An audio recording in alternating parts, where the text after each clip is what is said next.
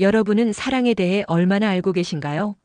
한 사람만을 평생 사랑하는 것, 그것이 우리가 익숙하게 여기는 정상적인 사랑의 형태였습니다. 그러나 세상은 넓고 그 안의 사랑의 형태도 제각각입니다. 오늘 여러분께 소개할 이야기는 어느 날 아내의 휴대폰 알림 하나로 평범했던 일상이 무너진 한 남자의 충격적인 고백입니다. 그는 평범한 남편이었고 아내와 아이를 사랑했습니다. 하지만 그가 마주한 진실은 단 하나의 사랑이 아닌 동시에 여러 명을 사랑하는 폴리아모리라는 개념이었습니다. 아내는 남편과 아이를 사랑하면서도 동시에 2명의 남성과 3년 넘게 관계를 이어왔고 이제는 세 번째 사람을 찾고 있었던 겁니다. 이 이야기는 단순한 가십이 아닙니다. 가족, 신뢰, 사랑, 그리고 현대 사회의 복잡한 윤리 문제까지 다룰 수 있는 소재입니다. 지금부터 약 1시간 동안 우리는 이 남자의 심정, 아내의 입장, 법적 관점, 그리고 사랑의 다면성에 대해 깊이 있게 들어가 보겠습니다. 어씨와 그의 아내는 대학 선후배 사이였습니다. 캠퍼스에서 처음 만난 두 사람은 금세 가까워졌고 친구로 시작한 관계는 연인으로 발전했습니다. 당시 어씨는 졸업반이었고 아내는 이제 막 대학 생활을 시작한 신입생이었습니다. 어씨는 그녀의 활발하고 호기심 많은 성격에 반했습니다. 그리고 그녀는 그에게서 안정감과 따뜻함을 느꼈다고 했습니다.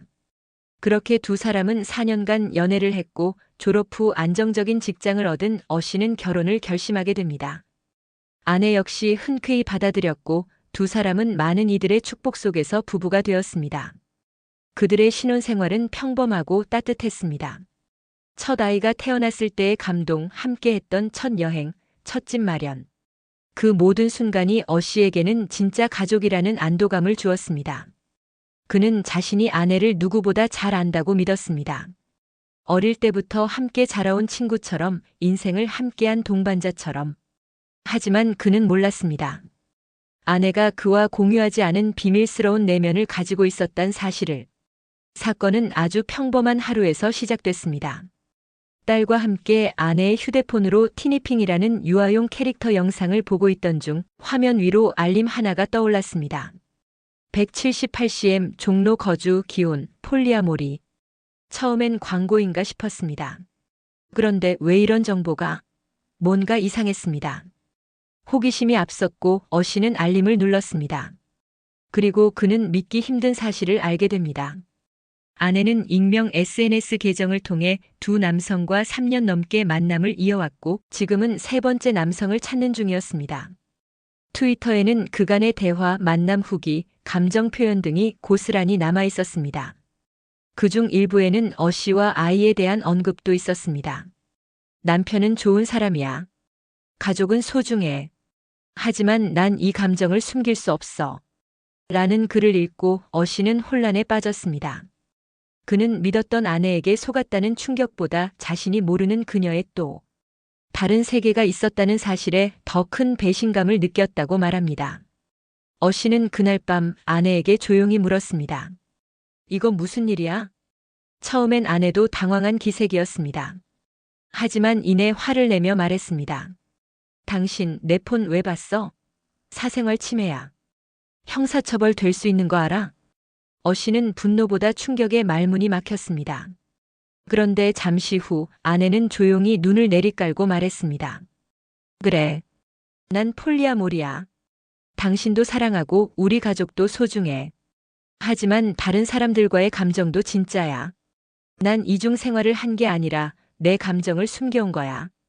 그녀는 그간 외로움을 느꼈고 감정적으로 충족되지 못한 부분을 SNS를 통해 채워갔다고 말했습니다. 어씨는 이해할 수 없었습니다. 그럼 왜 결혼했어? 왜 나와 가정을 꾸몄어? 아내는 대답하지 않았습니다. 그저 울먹이며 말했습니다. 나도 나를 잘 몰랐어.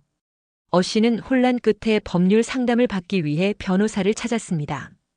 현대가족법률센터의 정현정 변호사는 이렇게 말했습니다. 폴리아모리 자체는 불법이 아닙니다. 하지만 그 사실을 상대 배우자에게 숨긴 채 외도를 한다면 그것은 명백한 부정행위입니다. 정 변호사는 이어 설명합니다. 결혼은 기본적으로 상호 배타적인 사랑을 전제로 합니다. 배우자의 동의 없이 다른 이성과 장기간 관계를 유지한 것은 민법상 이혼 사유가 됩니다. 특히 씨의 사례처럼 자녀가 있는 경우 가정의 안정을 해친 중대한 사유로 인정될 가능성이 높습니다. 또한 양육권에 대해서도 언급합니다. 법원은 자녀의 복리를 최우선으로 판단합니다. 아내의 성향이 자녀에게 부정적 영향을 끼칠 가능성이 있다면 그 부분도 고려될 것입니다. 씨는 우연히 아내의 폰에서 알림을 보았을 뿐이었습니다. 하지만 법적으로는 민감한 문제일 수 있습니다. 정 변호사는 말합니다. 휴대전화를 몰래 보는 행위는 정보통신망법상 비밀침해죄로 간주될 수 있습니다. 다만 부부가 평소에 서로 기기를 공유하거나 비밀번호 없이 접근하는 경우 고의성이 없었다고 주장할 수 있습니다. 즉, 의도적으로 상대방의 SNS를 뒤지고 메시지를 열람한 경우엔 문제가 되지만 우연히 알림만 본 정도라면 충분히 정당행위로 해석될 여지가 있다는 설명입니다. 씨는 여전히 혼란스럽습니다. 아이는 엄마를 좋아합니다. 아내 역시 아이에겐 헌신적인 엄마입니다. 하지만 부부로서의 신뢰는 이미 깨진 상태.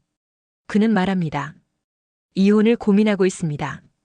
아이가 걱정이지만 신뢰가 무너진 관계를 억지로 이어가는 것이 과연 옳은 일인지 모르겠습니다.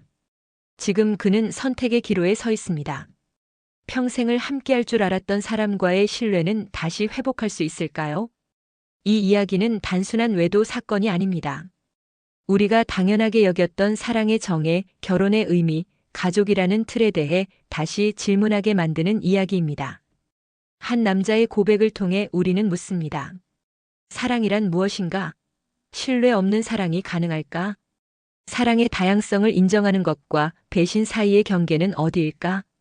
여러분은 이 사연을 들으면서 어떤 생각이 드셨나요?